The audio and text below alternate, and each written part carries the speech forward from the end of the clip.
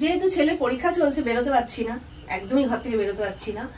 তবে একটা গুড নিউজও আছে, ছেলের পরীক্ষা হয়ে গেলে আমার এক জায়গায় যাওয়ার। Hello friends, welcome back to my new blog. আশা করি তোমরা সকলে ভালো আছো, আর আমিও ভালো আছি। সকালে চা খাওয়া হয়ে গেছে, ওদিকে ভাত আর ডাল বসিয়ে দিয়ে বললাম না চুলটা একটু আঁচড়ে নিই। সকালবেলা চুলটা না আঁচড়ালে না মনটা ঠিক ভালো লাগে না, যদিও সব দিন আঁচড়াবার টাইম পাই না, তা আজকে অবিনস্ত হয়ে রয়েছে চুলটা। আর আমার মাকে ছোট থেকে দেখতাম যে ঘুম থেকে উঠেই সমস্ত কাজবাজ করেই আগে চুল আঁচড়ে নিত। মার এই হ্যাবিটটা ছিল খুব ভালো। তা মায়ের মতন আমি হতে পারিনি। মা দিনের মধ্যে বোধহয় 3 বার 4 বার করে চুল আঁচড়াতো, আর আমি তো দিনে একবারও চিরুনি দিই কি দিই না তার কোনো ঠিক নেই। তা আজকে মনে হলো না সকালবেলা একটু চুলটা আঁচড়ে নিই। তা যাই হোক বন্ধুরা, ব্লগটা তোমরা দেখতে থাকো। রান্নাঘরে তো চলে এসেছি, আর ডাল এদিকে হয়ে গেছে সেদ্ধ, তা আর এদিকে ভাতটাও হচ্ছে, ভাতটাও প্রায় হয়ে এসছে, কিন্তু মাথায় কাজ করছে না যে আজকে কি রান্না করব। রূপককেও জিজ্ঞেস করলাম, রূপক বলছে তোমার যা মনে হয় তাই করো। মানে খুব চালাক লোক, মানে নিজের ঘাড়ে কিছু নেবে না, সব আমার উপর ছেড়ে দেবে। তা যাই হোক, এখনো ডিসাইড করে উঠতে পারিনি যে কি রান্না করব। তাই আমি ভাবলাম যে ভাত আর ডালটা তো আগে করে নিই, তারপর দেখা যাবে। এদিকে তো টমেটো দিয়ে ডাল হচ্ছে, আর এদিকে ফুলকপি আলু ভাজা হচ্ছে। কি তুমি বাইরে এসে ঘুরঘুর করছো, গান করছো, রাত্রিরে রান্না বান্না কিছু হবে না নাকি? সব সময় না আমার শাশুড়ি একদম পোষায় না। কে করছে শাশুড়ি তোমাকে? পোষায় না। তা আমি কি করছি না করছি তোমার জেনে কি হবে? না, রাত্রি প্রায় হতে চললো তো সেই জন্য জিজ্ঞাসা করলাম। না প্রায় হয়ে এসছে, শুধু কটা রুটি ভাজবো তাহলেই আমার রান্না কমপ্লিট। আর যাই হোক বন্ধুরা, সকালের পর থেকে অনেকটা সময় কেটে গেল, আমি তো তোমাদের সামনে আসতেই পারিনি। তার কারণ কি আসলে না খাওয়া দাওয়ার পর কিরকম যেন ঘুমিয়েই পড়লাম।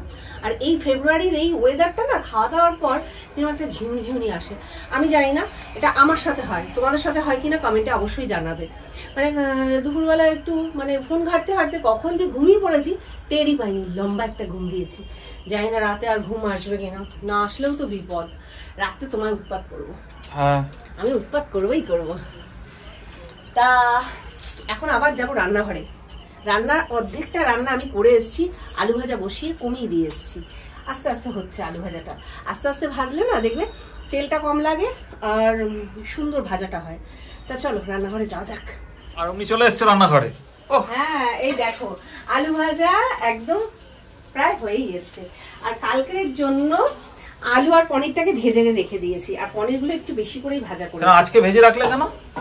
কালকে সকালবেলা ঘুম থেকে উঠবো, এক পাশে ভাত বসাবো, একটা সেদ্ধ দিয়ে দেবো ভাতে, আর মশলাটাও রেডি করে রেখে দেবো। এত তাড়াহুড়োর কি আছে? কালকে ছেলের পরীক্ষা আছে। ও হ্যাঁ, আমি যে ব্লগ বানাতে পারছি এটাই অনেক বেশি বন্ধুরা, সত্যি কথা বলছি। মানে তাও তোমাদের জন্য, সত্যি কথা বলতে গেলে তোমরা ওয়েট করে থাকো আমার ব্লগ দেখবার জন্য। যদিও খুব কম সংখ্যক আমার বন্ধুই ওয়েট করে থাকো, তাও আমি এতেই খুশি। কারণ সবার এতটুকু সৌভাগ্য হয় না, আমার সেই সৌভাগ্যটা আছে যে কিছু কিছু মানুষ আমার ব্লগ দেখবার জন্য একদম ঘড়ির কাঁটা ধরে বসে থাকে। তা এটাই বা কজন পায়, তাই না? তা যাই হোক, এখন রাতে রুটি বানাবো, আর আমি আজকে রুটি খাবো না। আমার না রুটিটা খেয়ে আমি কদিন ধরে হজম করতে পারছি না।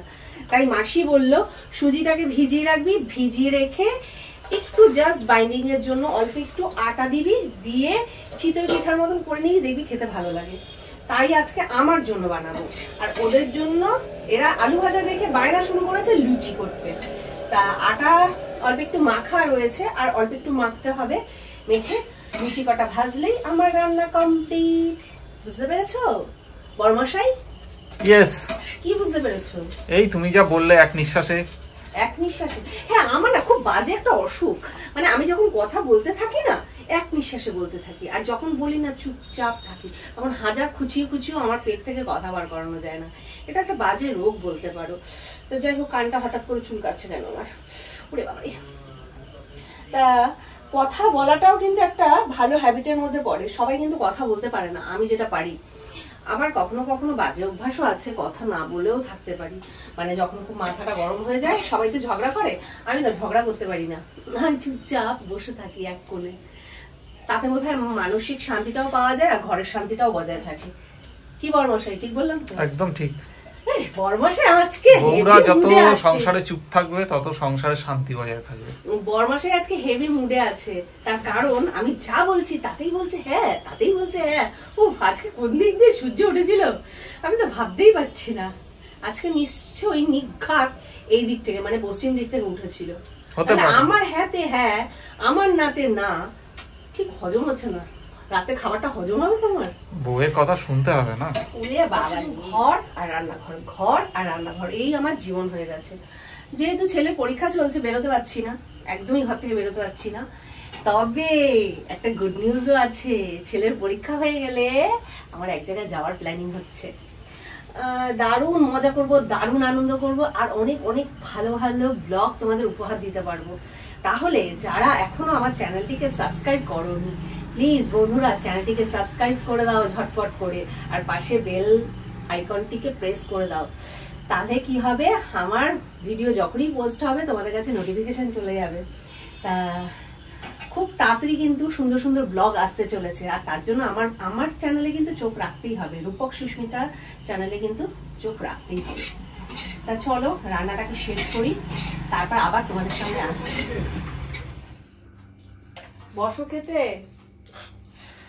বসছি রে বাবু, বসছি, খেতে তো হবে। আমি বাবু?